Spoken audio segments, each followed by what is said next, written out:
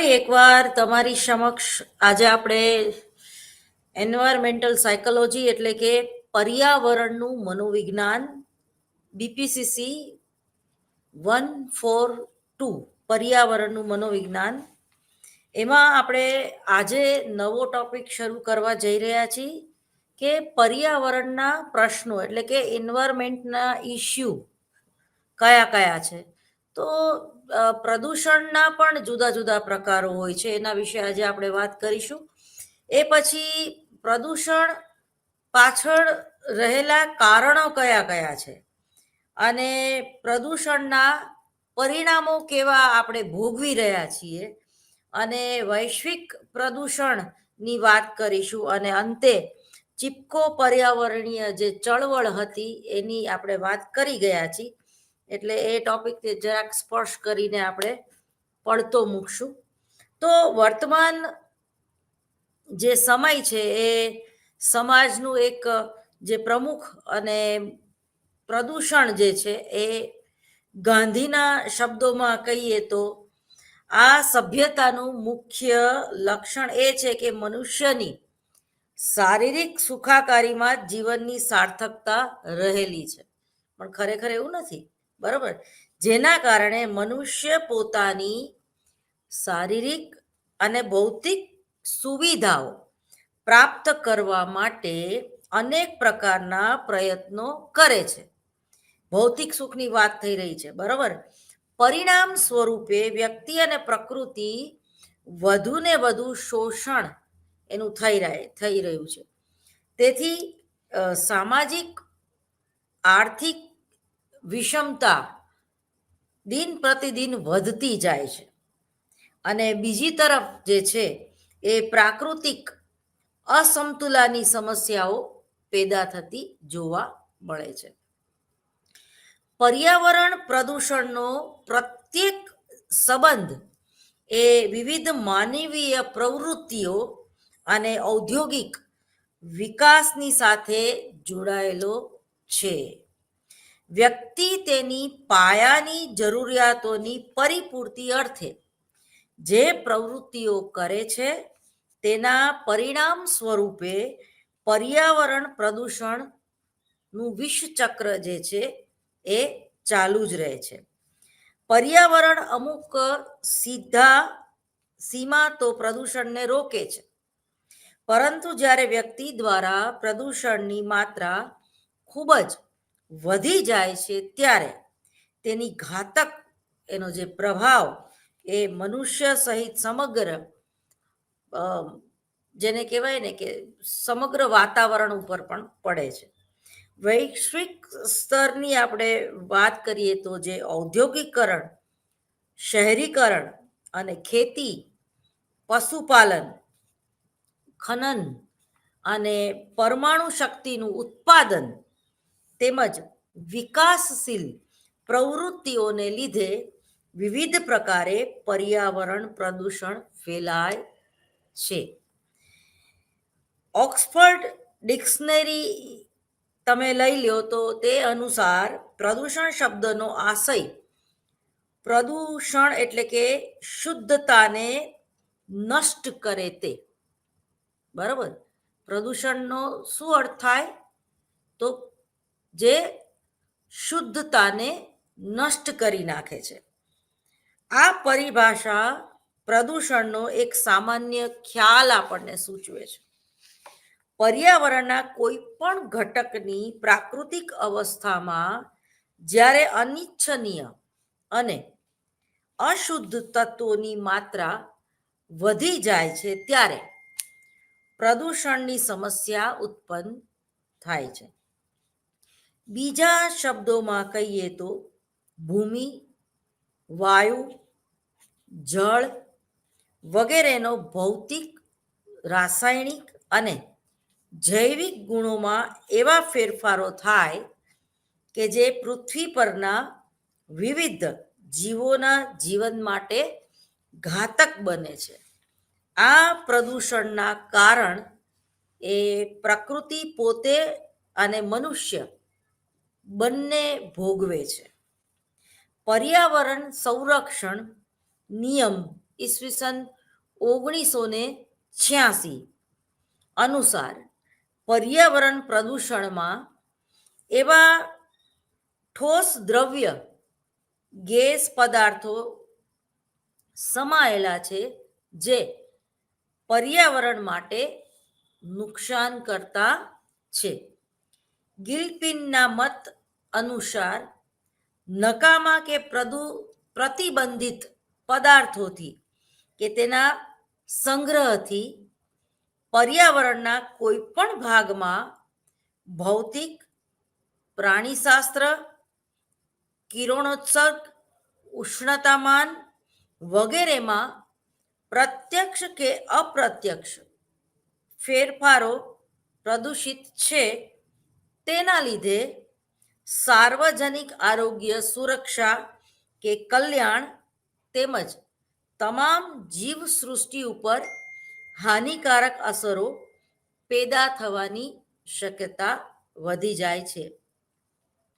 ઉપરોક્ત જે વ્યાખ્યાઓ પરથી સ્પષ્ટ થાય છે કે પર્યાવરણના પ્રદૂષણના પ્રત્યક્ષ કે અપ્રત્યક્ષ સંબંધ મનુષ્યની જુદી જુદી ક્રિયાઓ સાથે સંકળાયેલા છે. મનુષ્યની વિકાસજન્ય પ્રવૃત્તિ પર્યાવરણના ઘટકોમાં અનેક ફેરફારો સર્જ્યા છે.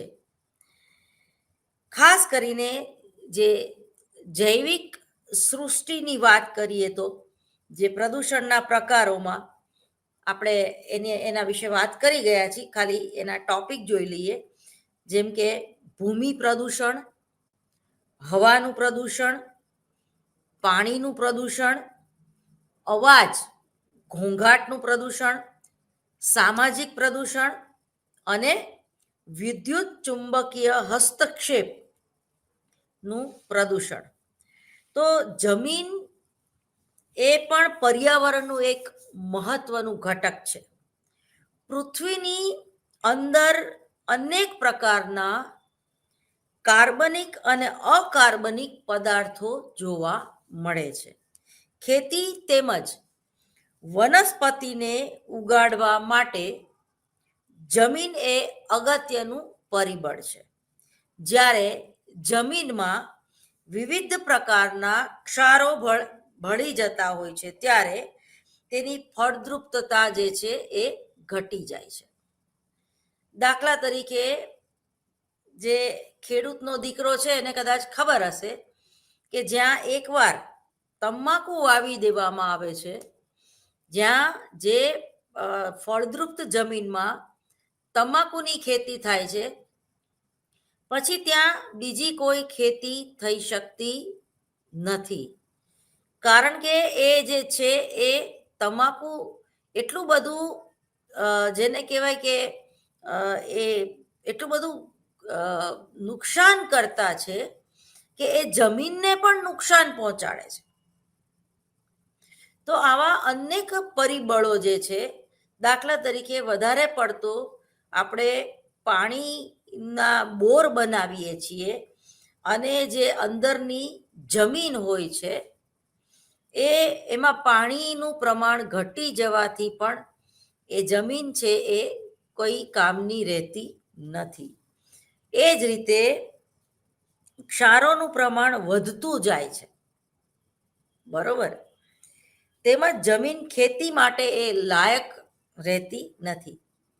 એ જ રીતે વસ્તીની વૃદ્ધિ તથા ઔદ્યોગિક વિકાસને લીધે હવા તેમજ જમીન પણ પ્રદૂષિત બને છે.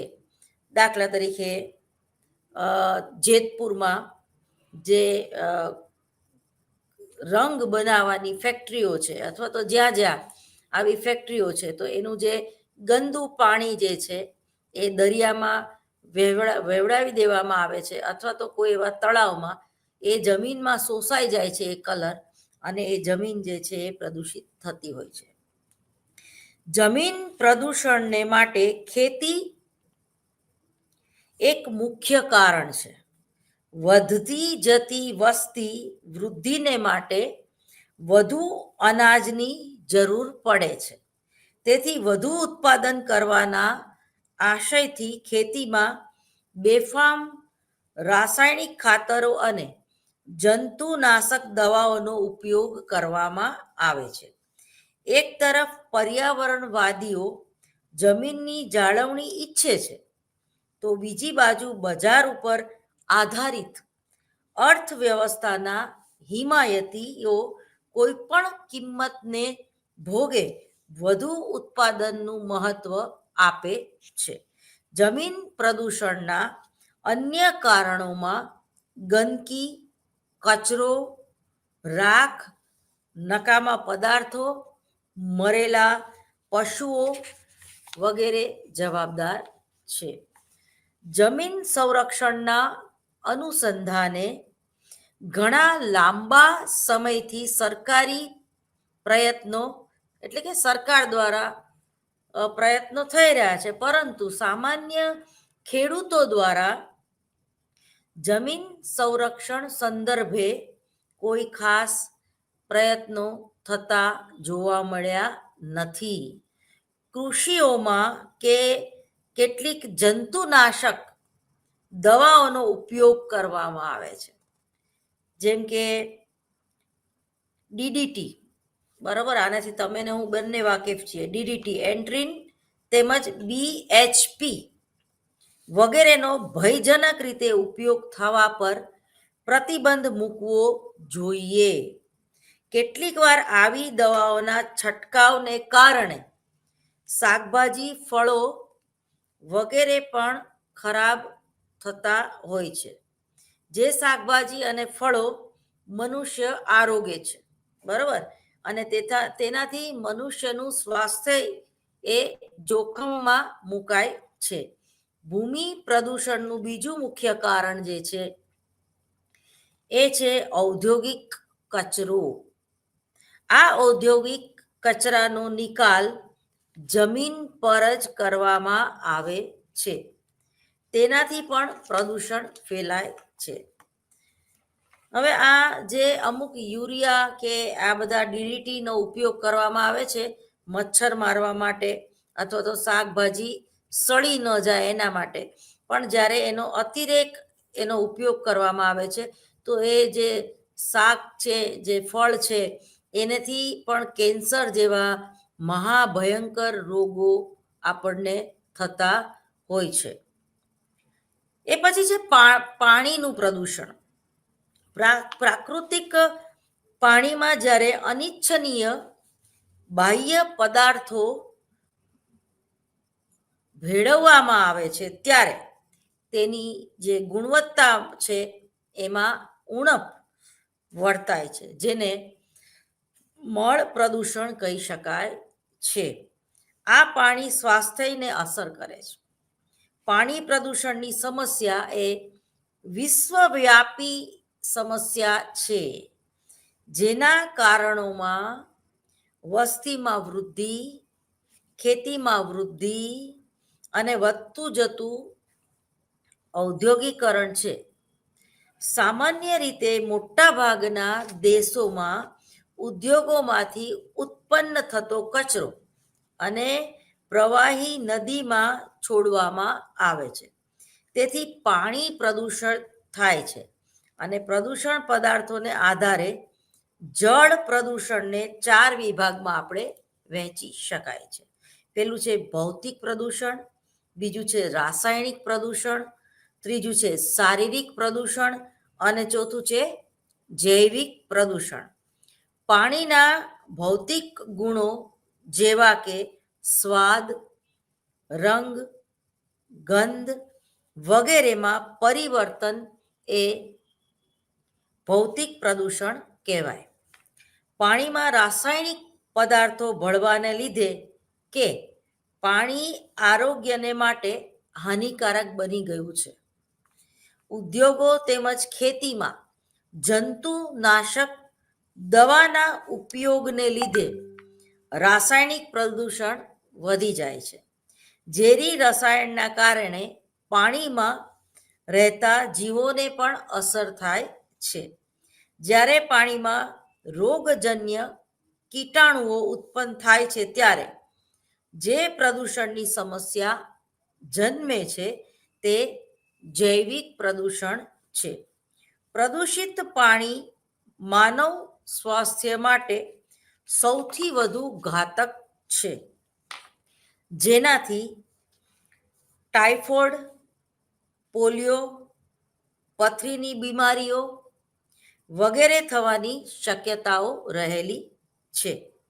પાણી પ્રદૂષણના મુખ્ય સ્ત્રોત જે છે એ બે વિભાગમાં વહેંચી શકાય. પેલું છે પ્રાકૃતિક સ્ત્રોત અને બીજું છે માનવીય સ્ત્રોત.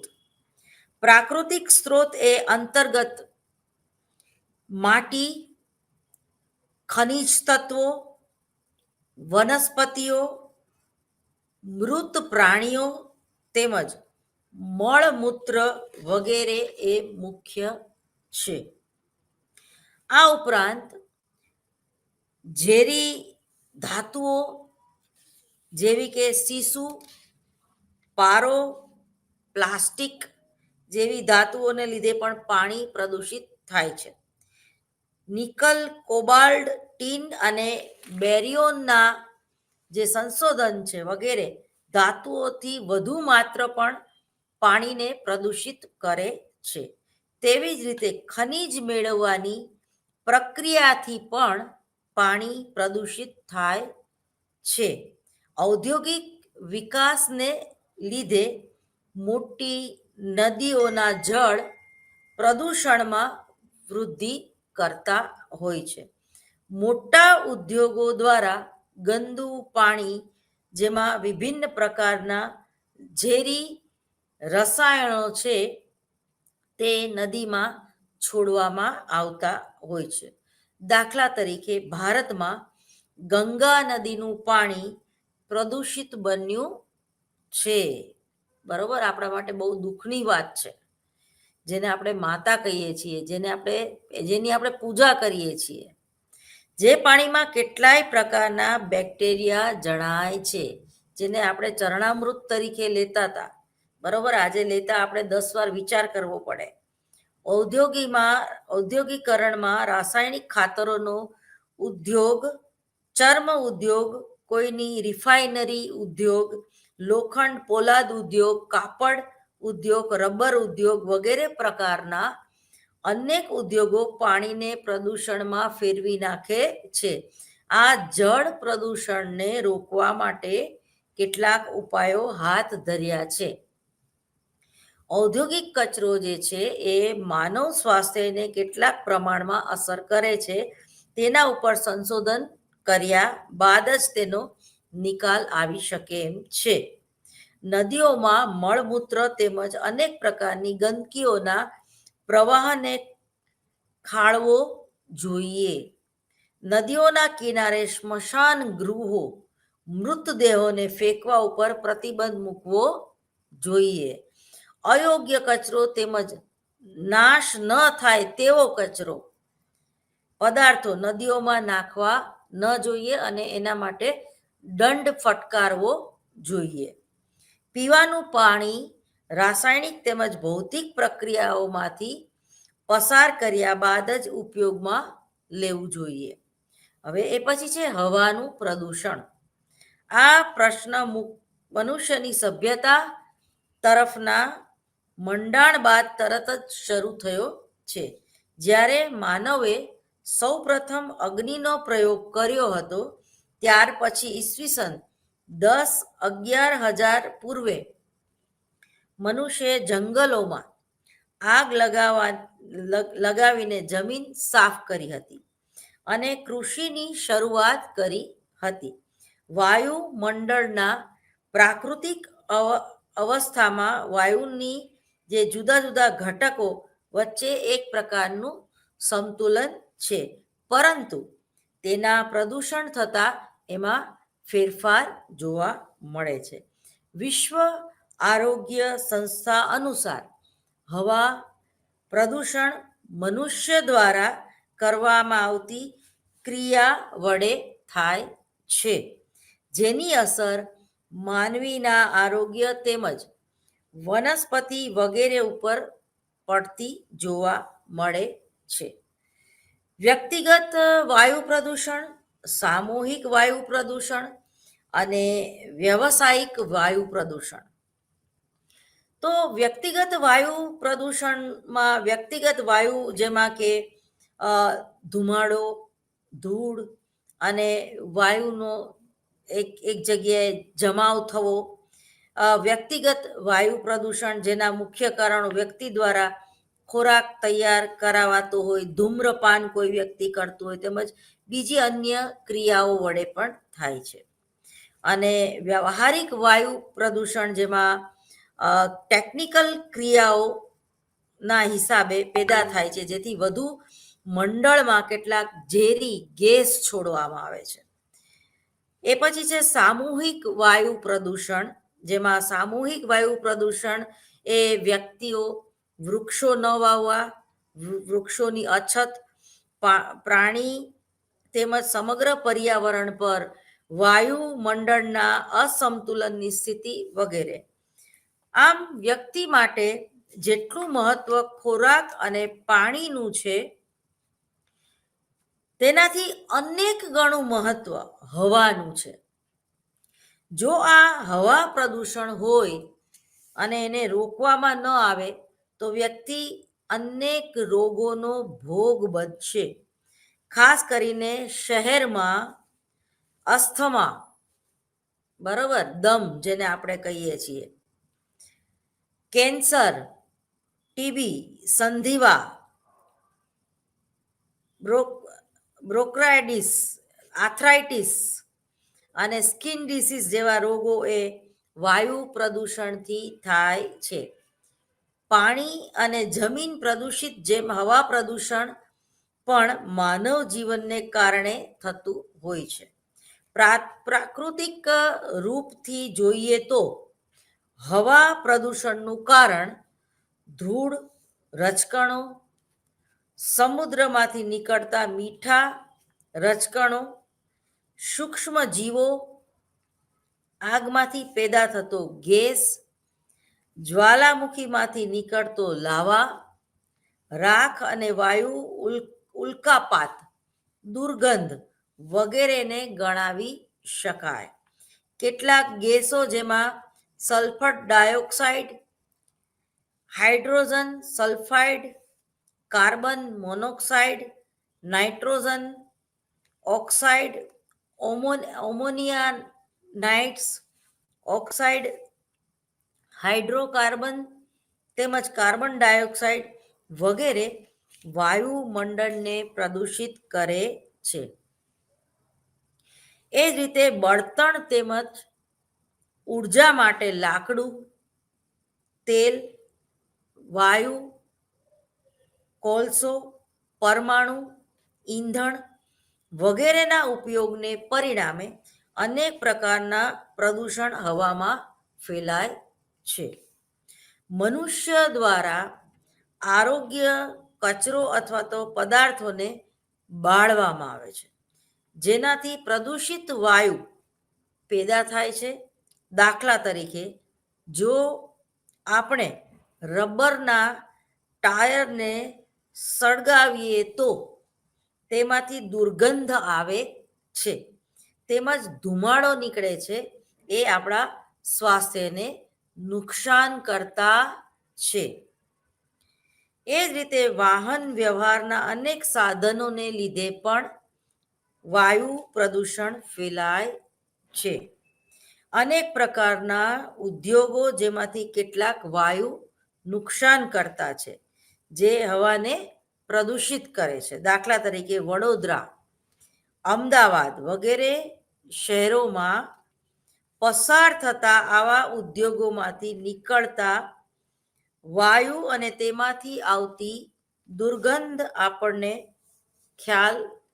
એનો ખ્યાલ આવે છે. દાખલા તરીકે તમે અમદાવાદના છેવાડા વિસ્તારમાં પાલડીથી આગળ જાઓ, બરોબર, તો ત્યાં જે કચરાના ઢગલા પડેલા છે પ્લાસ્ટિક સહિત, અને જ્યારે એ કચરાના ઢગલાને સળગાવવામાં આવે છે ત્યારે એટલી બધી દુર્ગંધ ઉત્પન્ન થાય છે કે ત્યાંથી તમારું વાહન તમારે પાસ કરવું હોય ને તો પણ તમને એમ થાય કે હવે આ રસ્તે તો કોઈ દિવસ નીકળાય જ નહીં.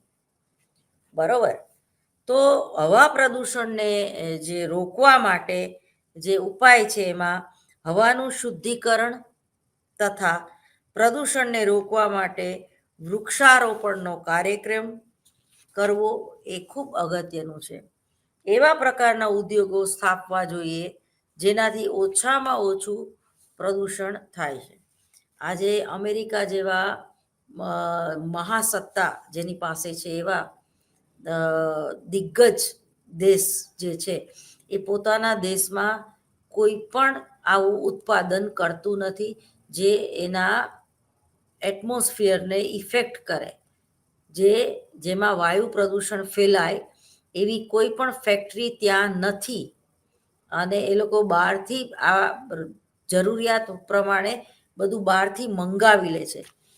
એનું પોતાનું બાય પ્રોડક્ટ કંઈ જ નથી. ઉર્જા માટેના કેટલાક વૈકલ્પિક સ્ત્રોતો શોધવા જોઈએ. જો ઉદ્યોગોમાં ધુમાડો નીવડે તો ઉદ્યોગોમાં એવા સાધનો ગોઠવવા જોઈએ જેનાથી ધુમાડામાં રહેલા હાનિકારક તત્વો જે છે એ નાશ પામે. એના પછી છે અવાજનું પ્રદૂષણ. આ પ્રદૂષણનું મુખ્ય કારણ મનુષ્ય દ્વારા કરવામાં આવેલો યાંત્રિક વિકાસ છે. ઔદ્યોગિક યંત્રો તેમજ અનેક પ્રકારના વાહનોને લીધે એક પ્રકારનો શોર અથવા તો જેને કહેવાય ઘોંઘાટ, અવાજ કાનને ન ગમે એવો ઉત્પન્ન થાય છે. એ પણ આજની એક મુખ્ય સમસ્યા છે.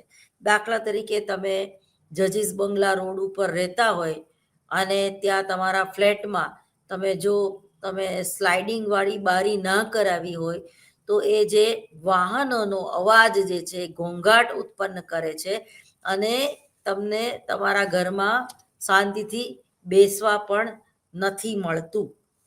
રેડિયો, લાઉડ સ્પીકર જે આ બાંગ પોકારે એ, સિનેમા ઘરો, ફટાકડા, નવરાત્રિ દરમિયાન જે 9 દિવસ માઇકનો ઉપયોગ કરવામાં આવે છે એ પણ, આ બધી વસ્તુને બેન્ડ કરવી જોઈએ અથવા તો એની મંજૂરી લેવી જોઈએ આવા બધા ફંક્શનની.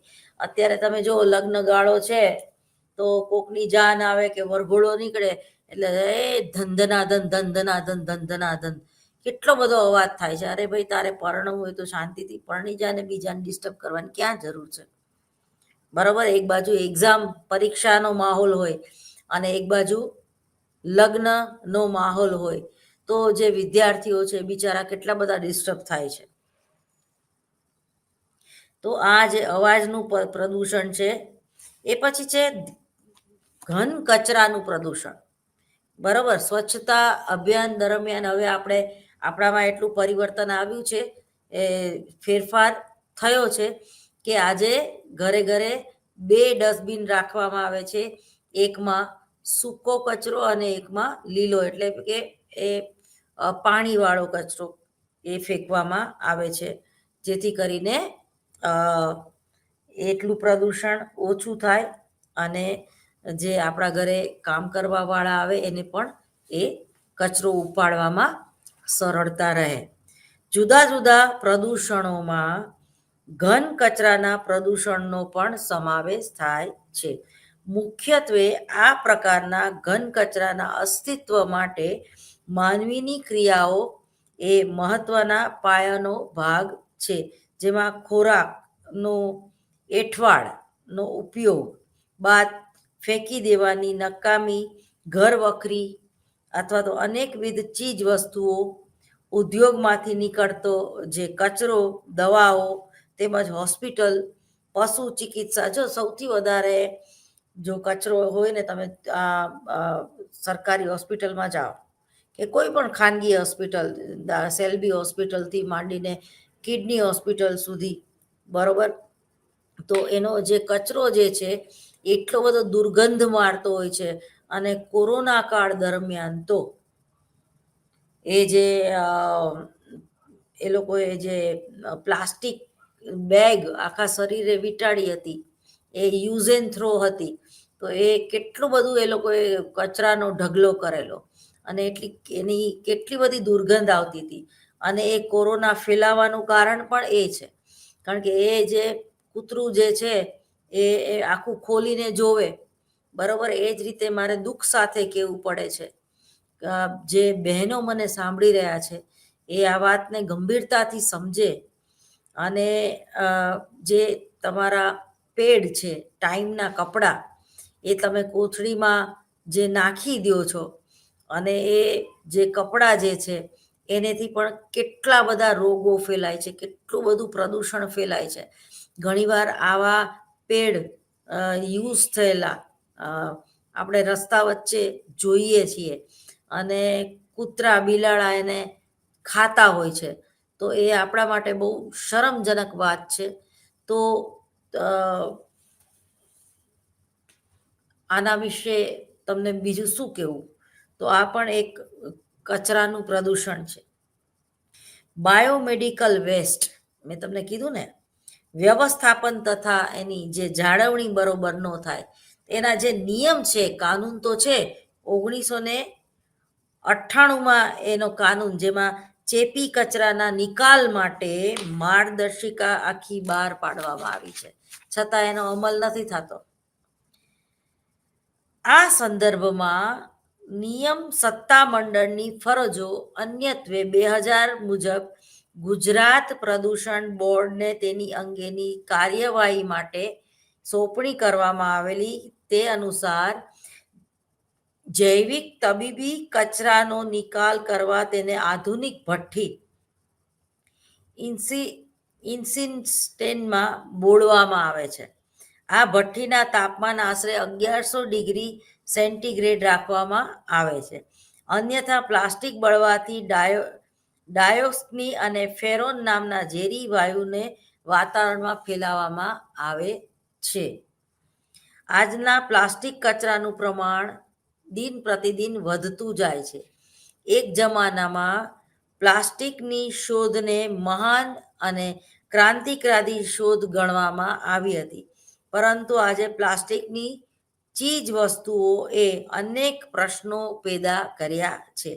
ઘણી વખત શહેરની ગટર વ્યવસ્થા ખોરવાઈ જવાનું કારણ પણ પ્લાસ્ટિકની થેલીઓ છે, જે વારંવાર મ્યુનિસિપાલિટીને જઈને ખોદકામ કરવું પડે છે, અને 24 કલાક રસ્તામાં તમે જુઓ તો એ ખાડા ખોદીને જ બેઠા હોય છે.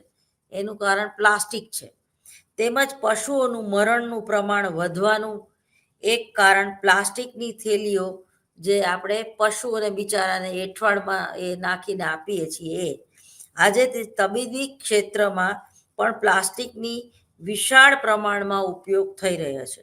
એ જ રીતે ભાઈઓ અને બહેનો, તમને કહી દઉં કે જે તમે ધાણાની દાળ ખાઓ છો ને, ધાણાની દાળ મુખવાસમાં, તો એને એક ખાઈ શકાય એવું પ્લાસ્ટિક, પણ એ ધાણાની દાળ પચતા ટૂંકમાં તમને 3 મહિના થાય છે, એ યાદ રાખજો. એટલે વળિયારી ખાવી, પણ ધાણાની દાળ ન ખાવી. પ્લાસ્ટિકમાં સીસુ અને કેટેમિયમ જેવી ઝેરી ધાતુઓ હોય છે. આ ધાતુઓ ગ્લુકોઝ વગેરે પ્રવાહીમાં પીગળે છે અને દર્દીના શરીરમાં જાય છે. લોહીમાં સીસુ ભળવાથી મગજને નુકસાન પહોંચે છે, અને કેડિયમ ભળવાથી કિડનીની હાનિ પહોંચે છે. જે ભાઈઓ બહેનો પ્લાસ્ટિકના ગ્લાસમાં ચાની કીટલીએ ચા પીવે છે, મહેરબાની કરીને પ્લાસ્ટિકના ગ્લાસમાં ચાની કીટલીએ ચા ન પીવી. એ જ રીતે કોથળીમાં બાંધીને પણ તમને ચા દેવામાં આવે છે. તો તમે બેટર છે કે તમારું પોતાનું થર્મસ રાખો, અને એમાં ચા ભરાવીને તમે ઓફિસ માટે લઈ જાઓ. પણ મહેરબાની કરીને જે કોથળીમાં તમે પેકિંગ કરાવો છો, અથવા તો ઝોમેટોનું જે પેકિંગ હોય છે, એ પણ ઘણીવાર પ્લાસ્ટિકના ડબ્બામાં ગરમ ગરમ પાઉંભાજી તમને ભરીને આપે છે. એ ખરેખર આપણા મગજને બ્રેન સ્ટ્રોક લાવવા માટે કાફી છે. મહેરબાની કરીને તમે તમારે કદાચ બહારથી શાક લેવું હોય ને, તમારો પોતાનો સ્ટીલનો ડબ્બો લઈને જાઓ. ઘણીવાર આપણે દર્દી માટે જ્યુસ લઈ જઈએ છીએ, પણ એ પ્લાસ્ટિકની કોથળીમાં લઈ જઈએ છીએ, એટલે બિચારો એક તો પથારી એવો હોય, આપણે એને હાવ પૂરો કરી નાખી છે. એટલે મહેરબાની કરીને પ્લાસ્ટિકનો ઉપયોગ ટાળો. કચરો ન્યૂનતમ કરવો. જૈન ધર્મમાં આ બધું છે. જે લોકો જૈન ધર્મ પાળે છે, તો એમાં જે કરકસરતાનો નિયમ છે એ આને જ કારણે. કચરો ઉત્પન્ન ન થાય, અને જો થાય તો શક્ય તેટલો ઓછો ઉત્પન્ન થાય તેવી તરકીબો ગોઠવવામાં આવે છે. ઔદ્યોગિક પ્રક્રિયા એવી કરવી જોઈએ કે જેમાં કાચા માલનો વધુમાં વધુ ઉપયોગ થઈ શકે અને જોખમી કચરો ઘણો ઓછો નીવડે. કચરાનો પુનઃ ઉપયોગ. કચરાને એટલે વેસ્ટમાંથી બેસ્ટ બનાવવું. કચરાને તેના સ્વરૂપમાં પુનઃ ઉપયોગ થવા અન્ય પદ્ધતિઓ પુનઃ સક્રિય કરીને ફરીથી ઉપયોગમાં લઈ શકાય છે. ઝેરી કચરાને જૈવિક, રાસાયણિક, ભૌતિક રીતોથી બિનઝેરી કરીને હાનિરહિત બનાવવો જોઈએ. ત્યારબાદ તેનો સાવધાનીપૂર્વક નિકાલ કરવો જોઈએ. દર વર્ષે 270 લાખ ટન ઘન કચરો અને 1200 કરોડ ટન મ્યુનિસિપલ પ્રવાહી કચરો ઉત્પન્ન થાય છે. એ ઉપરાંત ઔદ્યોગિક કચરો પણ પેદા થતો જ રહે છે. મોટા ભાગનો ઘન કચરો જમીનો પર ઠલવાતો જોવા મળે છે અથવા પાણીમાં ઠલવાય છે. માત્ર 50% કચરો જ ભેગો કરી શકાય છે, જેમાંથી માત્ર 50%નું જ કોઈક પ્રકારે શુદ્ધિકરણ થાય છે, જેના લીધે પ્રદૂષણ ફેલાય છે. એક અંદાજ મુજબ શહેરી કચરામાંથી 10,000 મેગાવોટ જેટલી વીજળી ઉત્પન્ન થઈ શકે છે. ઔદ્યોગિક કચરાઓમાંથી 700 મેગા માટે વીજળી ઉત્પન્ન થઈ શકાય. હવે કચરાની માવજત કઈ રીતે કરવી? કચરાનું વિભિન્ન રીતે વર્ગીકરણ કરી બિન જોખમી કચરો જુદો પાડી તેનું પુનઃ રિસાયકલિંગ થઈ શકે છે. દાખલા તરીકે રદ્દી કાગળો ભેગા કરીને તેમાંથી પુનઃ કાગળનું સર્જન થઈ શકે છે. એ જ રીતે ઘણી બધી નકામી ચીજ વસ્તુનું રિસાયકલિંગ કરી શકાય છે. કચરાનો જમાવ, પરિવહન અને તેનો નિકાલ કઈ રીતે કરશું? ખાડામાં પાણી નાખીને કચરો ઠાલવવામાં આવે છે, જે તળિયે ઠરી જાય છે. આ કાપને સૂકવવા દેવાય અને જમીનમાં પૂરી દેવાય છે. જીવાણુ આ કચરામાં અવશિષ્ટ કરીને સાદા સ્વરૂપમાં એને ફેરવી નાખે છે. જમીનમાં દાબી દેવા ઉપરાંત કચરાને સમૂહમાં પણ કાળજી રીતે દૂર કરી શકાય છે. જે સ્થળે સમૂહ જળમાં સજીવ સૃષ્ટિ એકદમ નજીવી જોવા મળે છે. જો ખાર કૂવાઓ, ગટરો આ બધા જમીનની નીચે જોવા મળે છે. હવે એ સીધું જે છે એ જમીનમાં ભળતું નથી, એના હિસાબે એક ગેસ ઉત્પન્ન થાય છે અને ઘણીવાર જે છે એ જમીન જે છે એ નબળી પાડવા માટે કારણભૂત બને છે. સમૂહમાં પણ અમુક પ્રકારનો બિનઝેરી કચરો ઠલવવામાં આવે છે, ફેંકવામાં આવે છે. જો કે તેમાં ઝેરી કચરો ન ઠલવાય તેની કાળજી રાખવી જોઈએ.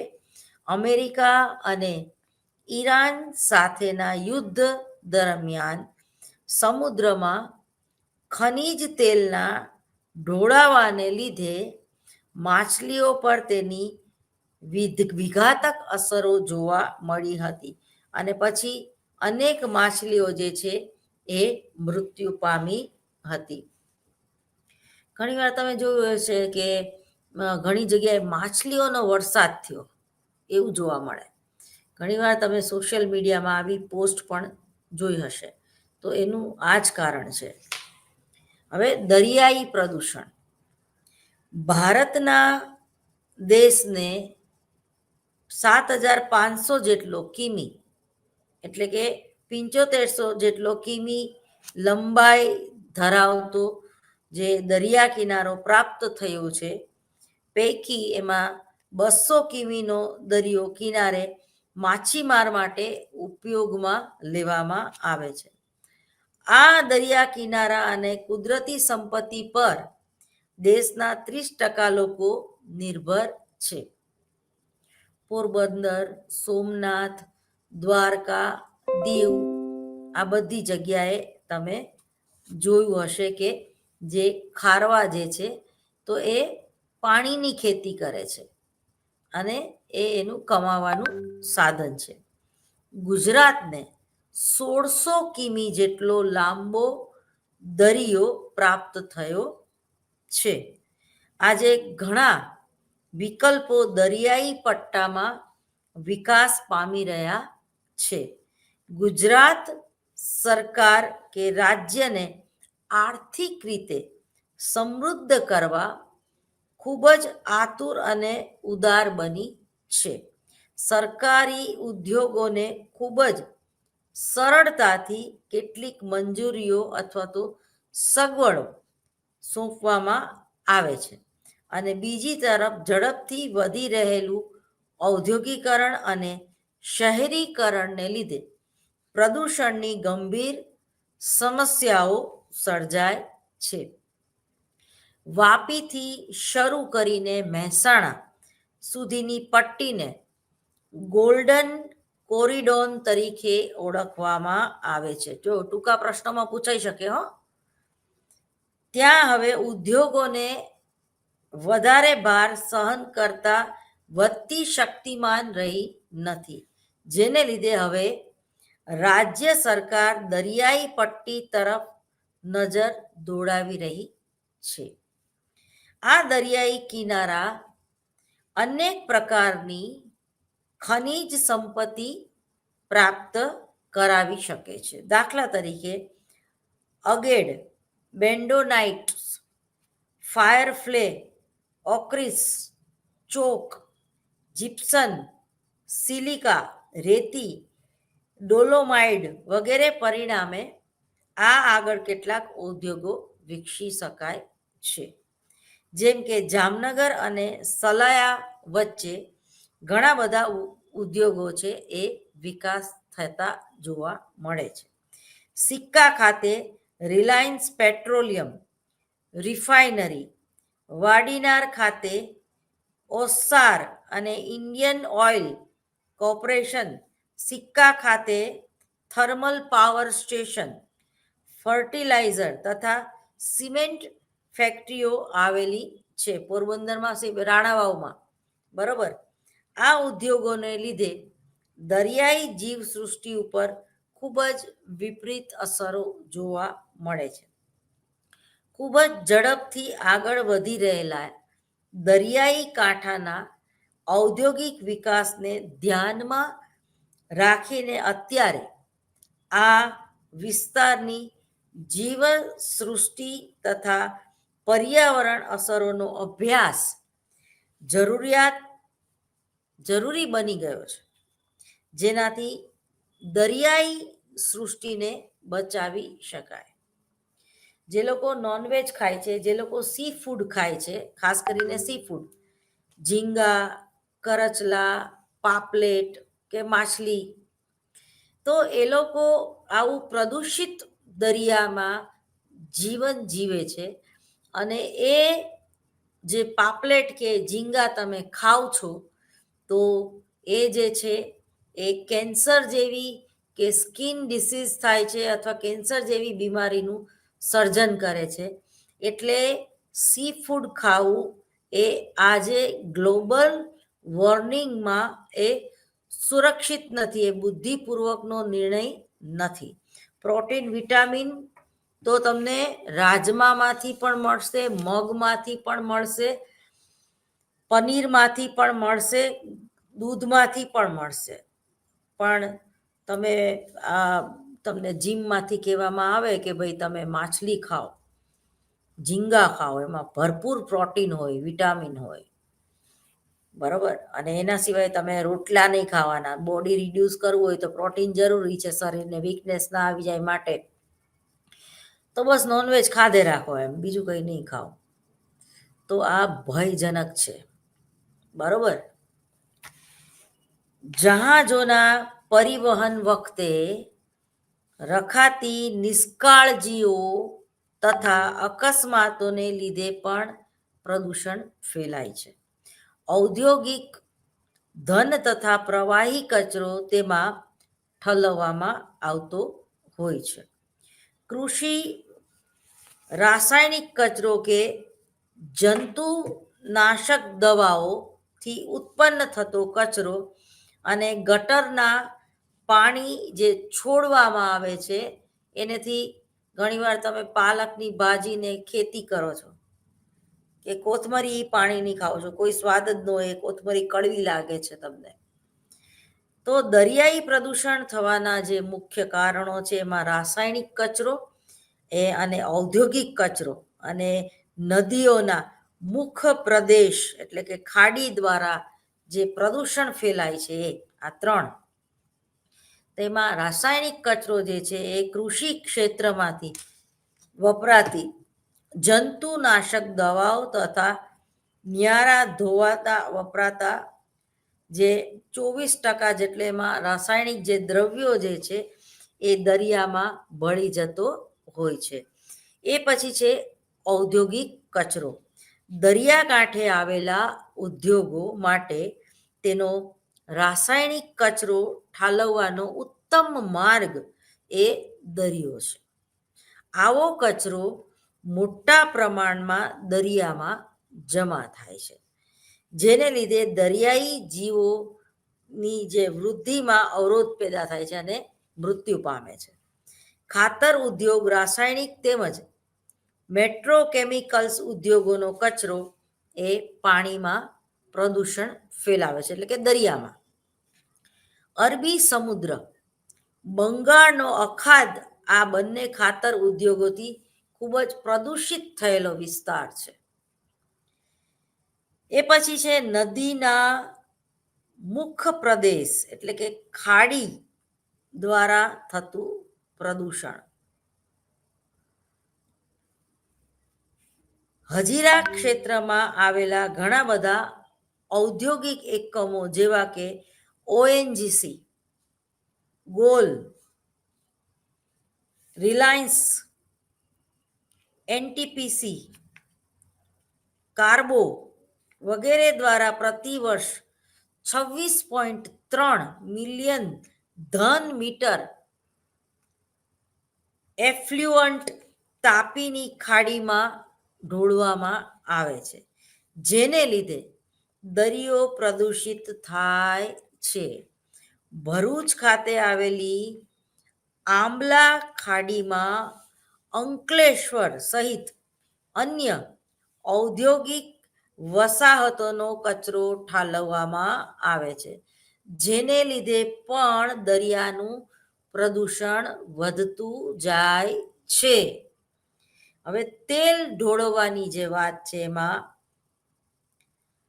દરિયાઈ પર્યાવરણ એ ખૂબ જ એને માઠી અસર પહોંચે છે. તેલ, ઓઇલ એમાં ઠલવાવાથી જેથી દરિયાઈ જીવસૃષ્ટિ છે એનો વિનાશ થાય છે અને દરિયાઈ જીવસૃષ્ટિના આહારમાં આ ઢોળવામાં આવે છે તેલ, બરાબર.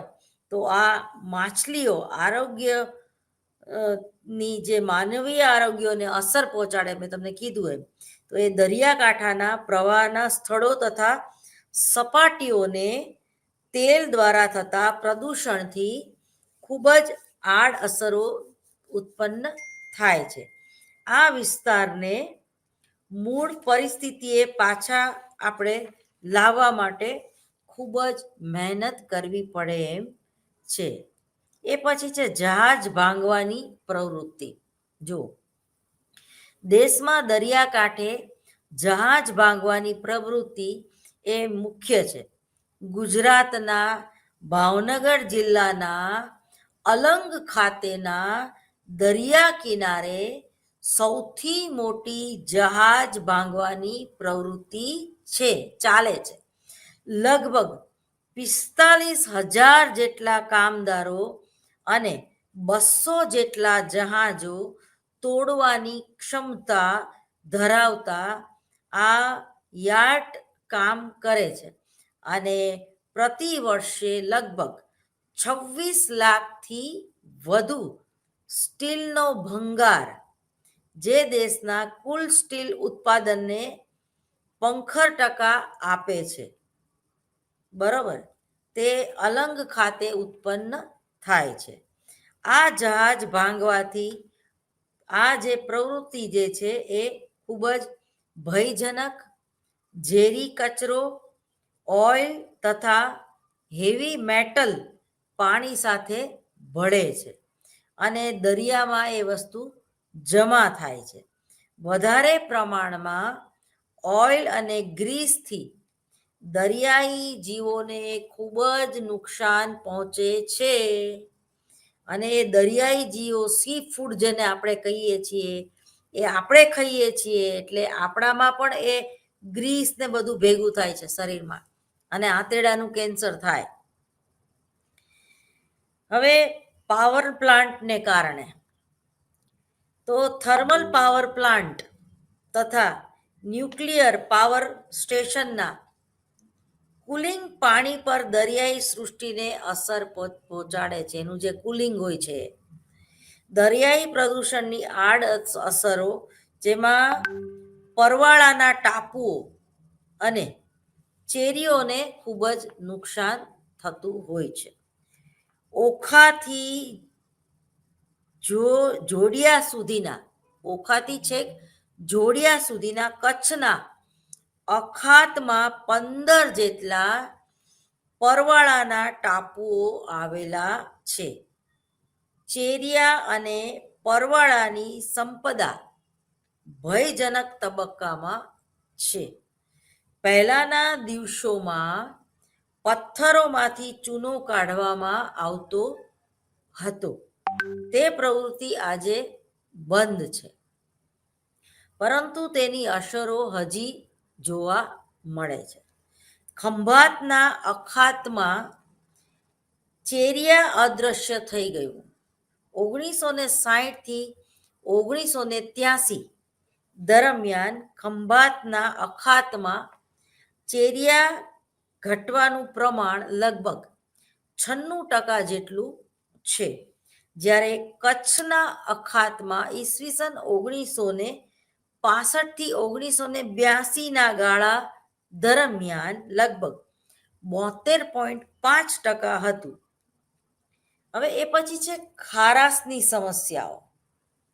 દરિયાઈ કાંઠે આવેલા વિસ્તારોમાં સિંચાઈ માટે પાતાળ કૂવા થતા જોવા મળે છે, જેને લીધે પાણીના તળ નીચે જવાથી દરિયાઈ પાણીએ તેનું સ્થાન લીધું છે, જેથી સૌરાષ્ટ્ર કચ્છનો ઘણો વિસ્તાર ખારાશવાળો થઈ ગયો છે.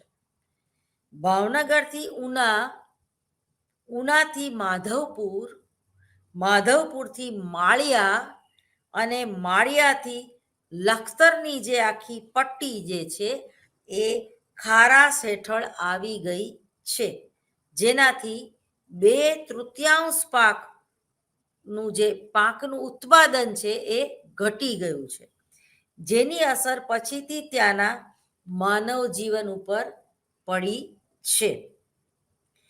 જીવન નિર્વાહના જે પ્રશ્નો છે એ પ્રદૂષણના કારણે છે, જેમાં ઔદ્યોગિક એફલ્યુઅન્ટ રૂપે મોટા પ્રમાણમાં ક્ષારો દરિયામાં છોડવામાં આવે છે, જેને લીધે મોટી જે ખાવડી, સિક્કા વગેરે સ્થળોએ માછલી અને પરવાળાને ભારે નુકસાન થાય છે. દરિયા કિનારાની ઔદ્યોગિક પ્રવૃત્તિઓને લીધે દરિયાઈ જીવસૃષ્ટિ પર અસર થવાથી નાના માછીમારો માટે જીવ નિર્વાહનો એક પ્રશ્ન ખૂબ ગંભીર. દરિયાઈ વિસ્તારોનું વ્યવસ્થાપન અને કાયદાકીય જોગવાઈ. તો દરિયાઈ વિસ્તારોમાં વ્યવસ્થાપનમાં દરિયાકાંઠાના વિસ્તારો, બંદરો, જેટ, સમુદ્રની માછલી વગેરેનો સમાવેશ થાય છે. દરિયાઈ વિસ્તારોનું સફળ વ્યવસ્થાપન એ દરિયાકાંઠાના વિસ્તારના જૈવિક અજૈવિક ઘટકોને વૈજ્ઞાનિક ઢબે ઉપયોગ અને દરિયાકાંઠાની વિવિધ પ્રવૃત્તિ પર આધાર રાખે છે. આમ જે દરિયા કિનારા માટેની જે કાયદાકીય જોગવાઈ પણ છે, પણ એનું કેટલા અંશે પાલન થાય છે એ એક જુદો પ્રશ્ન છે. પાણી અધિવેશન 1974માં મુખ્ય હેતુ પાણીનું પ્રદૂષણ અટકાવવાનું છે અને કૂવાઓ, નદીઓ કે અન્ય પાણીની ગુણવત્તા જાળવવાનું છે. પ્રાદેશિક પાણી, સમુદ્ર, છાવલી, ઇકોનોમિક ઝોન અને મેરીટાઈમ ઝોન અધિવેશન 1976માં, ધ ઇન્ડિયન કોસ્ટ ગાર્ડ અધિવેશન 1975, કોસ્ટલ રેગ્યુલેશન ઝોન નોટિફિકેશન એનું 1991માં, આ નોટિફિકેશન દ્વારા દરિયાકાંઠાના વિસ્તારોમાં અમુક પ્રકારના વિકાસ પ્રવૃત્તિ પર પ્રતિબંધ મૂકવામાં આવ્યો છે. CRZના નોટિફિકેશનમાં એવો ઉલ્લેખ છે કે આ ઝોનમાં પ્રદૂષણ ન થાય તે માટે IT ઇન્ડસ્ટ્રીઝ અને સર્વિસ કોન્સ્ટેબલ પરવાનગી આધાર એને તમારે મેળવવો જોઈએ, પરંતુ આ ઇન્ડસ્ટ્રીઝ પર પ્રદૂષણ રહિત નથી. તેમાં સંસાધનો વપરાય જ છે અને કર્મચારીઓ તરીકે કાર્યરત વ્યક્તિઓ કચરો ઉત્પન્ન કરે જ છે, જેથી આ ઇન્ડસ્ટ્રીને પણ આ ઝોનમાં પરવાનગી ન જ મળવી જોઈએ. હવે સામાજિક પ્રદૂષણ. મનુષ્ય એક સામાજિક પ્રાણી છે, તેમજ એક સામાજિક પર્યાવરણનું નિર્માણ પણ કરે છે. અન્ય પ્રાણીઓની જેમ મનુષ્ય પણ જટિલ પર્યાવરણનું જ એક અંગ છે, પરંતુ તે સૃષ્ટિમાં અન્ય પ્રાણીઓથી બુદ્ધિ અને બળમાં શ્રેષ્ઠ હોવાને કારણે પર્યાવરણ સંશોધનોને પોતાને અનુરૂપ ઢાળી શકે છે. મનુષ્યની સમગ્ર સામાજિક વિરાસત જે છે એ એના પ્રયત્નોને લઈને છે. આ સંદર્ભમાં માનવશાસ્ત્રી હોકિન્સન કહે છે કે સાંસ્કૃતિક પર્યાવરણ એ માનવ રચિત છે, જે મનુષ્યના જીવનમાં અગત્યનો ભાગ ભજવે છે. જેનો મતલબ એ છે કે મનુષ્ય પર્યાવરણીય ઘટકોને પોતાના સામાજિક સાંસ્કૃતિક મૂલ્યો અનુસાર વિકસાવે છે. અહીં એ ઉલ્લેખનીય છે કે સમાજ સ્થિર નથી, પરંતુ એ ગતિશીલ પરિવર્તનશીલ છે. ગતિશીલ અને વિકાસશીલ સામાજિક પરિવર્તનની સાથે સાથે સામાજિક પ્રથાઓ, રૂઢિઓ, લોકરીતિઓ, સંસ્થાઓ તથા મૂલ્યોમાં પણ ફેરફાર જોવા મળે છે. કેટલીક બાબતો લુપ્ત થાય છે તો તેનું મહત્વ એ ગુમાવે છે. આ બાબતોને સમાજ સમાપ્ત કરવાની કોશિશ કરે છે, પરંતુ ઘણી વખત આ કાર્ય સહેલું નથી. વધુમાં કેટલાક રિવાજો અને મૂલ્યો સામાજિક પ્રદૂષણ ફેલાવે છે. સામાજિક પ્રદૂષણ પાછળ અનેક કારણો જવાબદાર છે, જેવા કે ધોરણવિહીનતા, સામાજિક વિચલનો, સામાજિક વિઘટન વગેરે સાથે ઉપભોક્તાવાદી મૂલ્યો અને સામાજિક પ્રદૂષણ માટે જવાબદાર છે. આમ સામાજિક પ્રદૂષણને લીધે સમાજમાં અનેક અપરાધો જેવા કે મદ્યપાન, જુગાર, સામાજિક તણાવ, રોગો, સંઘર્ષો, હિંસા, યુદ્ધ તથા સાંપ્રદાયિક સંઘર્ષો વગેરે વૃદ્ધિ પામતા જોવા મળે છે. હવે પ્રદૂષણના કારણો આપણે કાલે જોઈ જશું. મને રજા આપશો. Time is over. નમસ્કાર.